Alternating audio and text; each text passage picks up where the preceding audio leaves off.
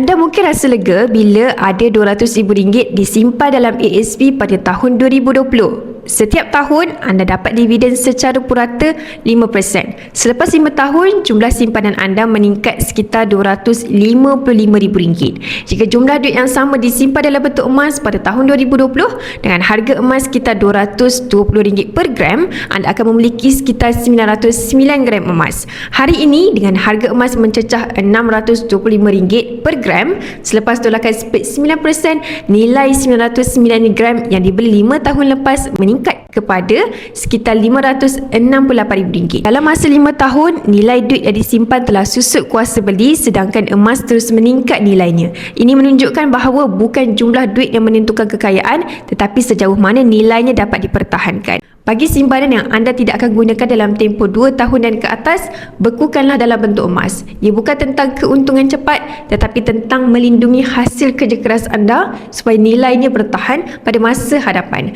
Bagi yang ingin memulakan simpanan emas atau ingin mengalihkan sebahagian simpanan ke dalam bentuk emas fizikal bersama Public Gold, anda boleh isi borang sign up untuk saya bantu dan daftar sebagai ahli dan bimbing anda dalam cara dan langkah-langkah simpanan emas yang terbaik untuk anda.